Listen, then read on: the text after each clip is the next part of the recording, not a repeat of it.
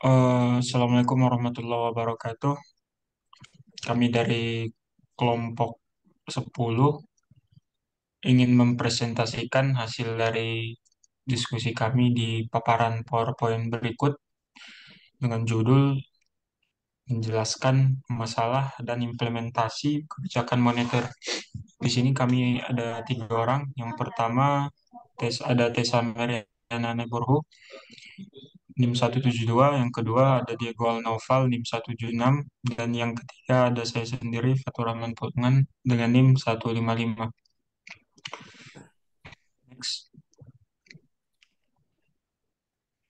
Di sini saya akan menjelaskan ide dasar tentang ekonomi sisi penawaran. Ekonomi sisi penawaran adalah perspektif yang mengalihkan perhatian dan permintaan konsumen ke faktor-faktor yang mempengaruhi kemampuan perusahaan untuk berproduksi dan menawarkan barang dan jasa. Konsep ini menekankan pentingnya faktor-faktor produksi seperti teknologi, modal, tenaga kerja, dan efisiensi dalam membentuk kapasitas penawaran agregat suatu ekonomi. Dalam ekonomi sisi penawaran, peningkatan kemampuan produksi dan penawaran tidak hanya bergantung pada tingkat permintaan, tetapi juga dipengaruhi oleh sejauh mana perusahaan mampu meningkatkan efisiensi produksi dan memanfaatkan faktor-faktor produksi yang tersedia. Next. Di sini ada beberapa faktor-faktor yang mempengaruhi kemampuan produksi dan penawaran. Yang pertama ada faktor teknologi. Perusahaan yang mengadopsi teknologi baru cenderung memiliki kapasitas produksi yang lebih tinggi dan penawaran yang lebih beragam. Yang kedua ada faktor modal. Modal yang memadai dapat membantu perusahaan meningkatkan volume produksi dan meningkatkan efisiensi operasional. Faktor yang ketiga ada tenaga kerja. Kualitas dan kuantitas tenaga kerja akan mempengaruhi produktivitas perusahaan serta kemampuan mereka untuk menyesuaikan diri dengan perubahan permintaan. Yang keempat, ada faktor efisiensi. Perusahaan yang dapat mengoptimalkan penggunaan sumber daya akan mampu menawarkan harga yang lebih kompetitif.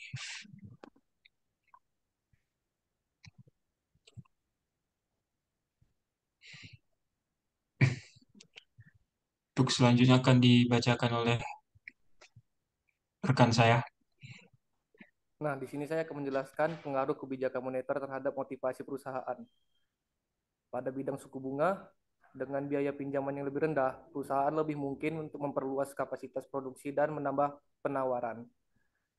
Pada ketersediaan kredit, kebijakan moneter yang akomodatif dapat meningkatkan ketersediaan kredit bagi perusahaan dan memungkinkan perusahaan untuk membiayai proyek investasi baru, yang pada gilirannya meningkatkan penawaran barang dan jasa.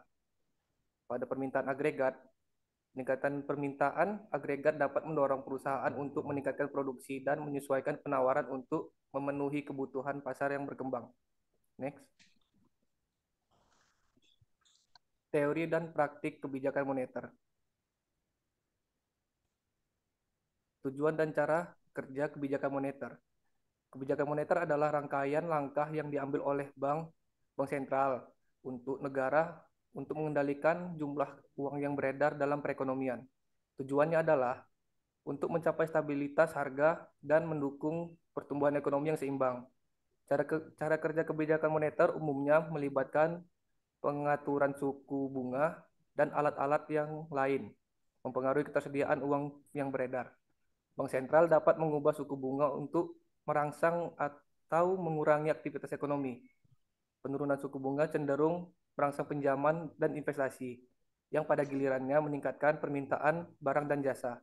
Sebaliknya, kenaikan suku bunga dapat membendung pertumbuhan kredit dan mendorong tabungan. Next.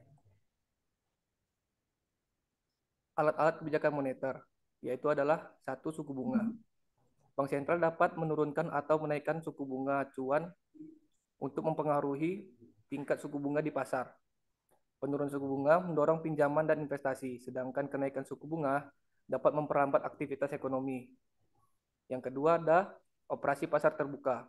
Bank sentral dapat membeli atau menjual surat berharga pemerintah di pasar terbuka.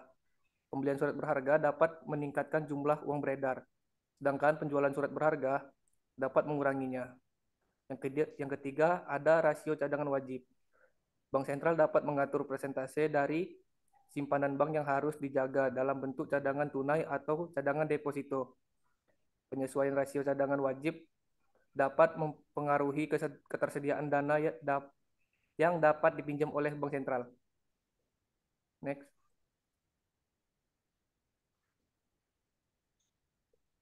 Kemudian dampak kebijakan moneter pada pekerjaan dan produksi.